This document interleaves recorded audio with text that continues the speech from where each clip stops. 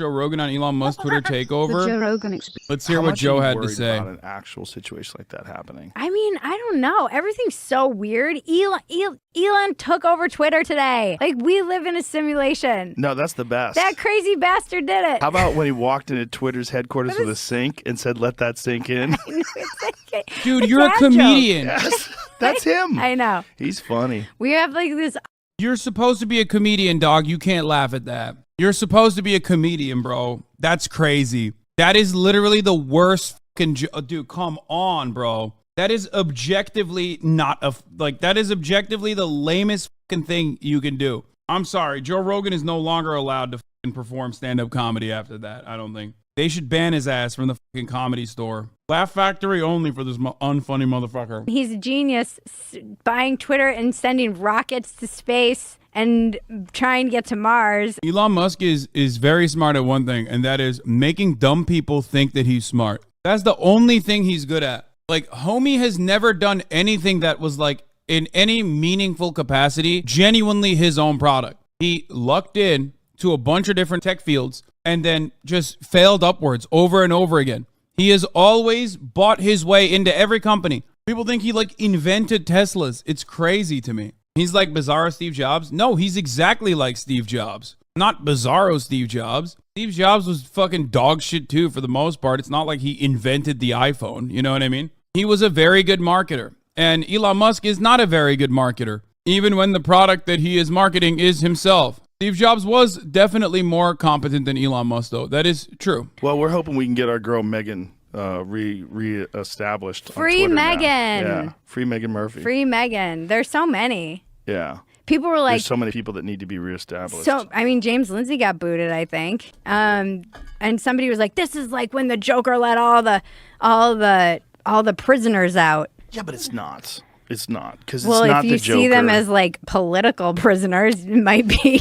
It's those are crazy paranoid people that have been also they've been enjoying the fact that it's an ideological thought bubble. Right. That Twitter has only enforced left-wing ideologies, and they've suppressed any conservative ideologies, even amongst reasonable, kind people that don't share the same ideology. That's fucking bad for our society. Yeah, it's is. bad.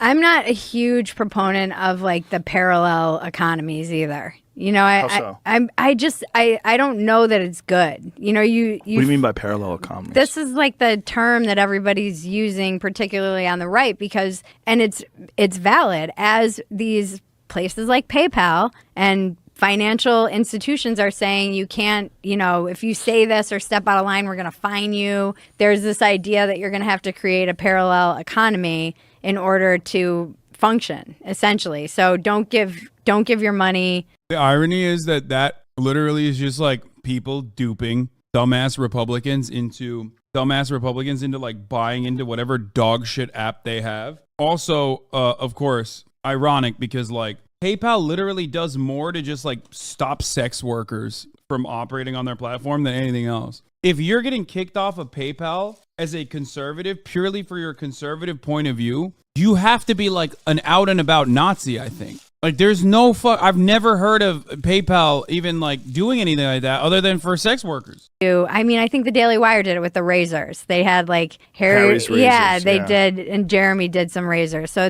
it's like, oh, don't give your money to people who hate you. Give your money to people who share your ideology. But then you have these, the silos are forming where it's like, then everyone's over here and everyone who agrees is over here, and no one's forced to actually articulate their ideas or disagree with one another. It's just everyone like smelling their own farts.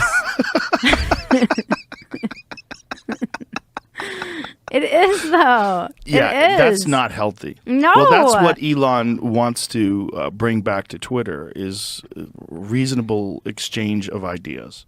That's like he really thinks it's important. It is important. It is. I think it's important too, but it's just rare that someone is that wealthy that they can do that.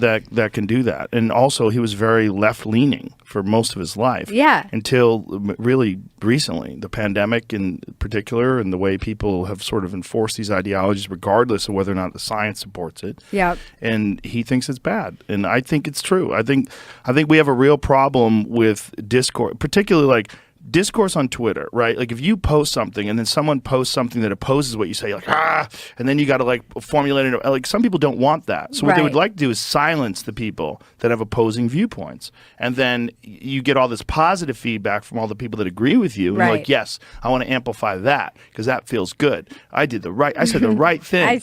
It's just so funny that he's talking about discourse when he literally fucking has not had a single person who checks him in any meaningful capacity on his fucking show in years now. And because of that, he literally ends up fucking repeating psychotic right-wing unhinged lies like, you know, trans teenagers are shitting in fucking kitty litter boxes in fucking schools with zero repercussions, mind you, because no one is there to check him because he's Joe fucking Rogan. Who's going to check him at the end of the day? At least back in the day, young Jamie would pull that shit up. I have yet to see young Jamie pull a single shit up in months. Where the fuck is Jamie? Said the right. And then when someone comes in with facts or opinion, fuck you, you Nazi fascist. And it's like, that's what people are doing now because it's a shit way to communicate. Communicating like that, it's good. It's a good way to get out information and ideas really quickly. But it's a bad way to exchange ideas and to dialogue about stuff. Yeah. Because it's the way people are supposed to really communicate is like how we're doing. Yeah. Two people looking at each other, talking. That's how we're designed. We're not really designed to read text. No. I wanted to talk about what Elon Musk did yesterday. Remember what you and I talked about with respect to Paul Pelosi being a homosexual man, potentially, which is like ridiculous. It's just a completely made up fabrication. But even if it was real, which it definitely isn't, it still would not like deflect away in the way that Republicans think it could from the reality of like having an 84-year-old husband of the Speaker of the House get pummeled in the skull with a hammer. But Elon Musk, on the other hand, who now owns Twitter, if you recall, responded to Hillary Clinton and said, Hillary Clinton said, the Republican Party and its mouthpieces now regularly spread hate and deranged conspiracy theories. It is shocking, but not surprising that violence is the result. As citizens, we must hold them accountable for their words and the actions that follow. Elon Musk responded to Hillary Clinton and said, there is a tiny possibility there might be more to the story than meets the eye. 3 days into his purchase of Twitter, Chief Twit Elon Musk has already started promoting QAnon-level conspiracy theories. Today, he's tried to blame the far-right attempt on Nancy Pelosi and the assault of her husband on a secret gay lover. Here is the article, by the way. As SF's gay bars closed at 2 a.m., two gay men met in a bar and went home together. Happens all the time, except one of the two men was married to House Speaker Nancy Pelosi. What? I might disappear for telling you the truth.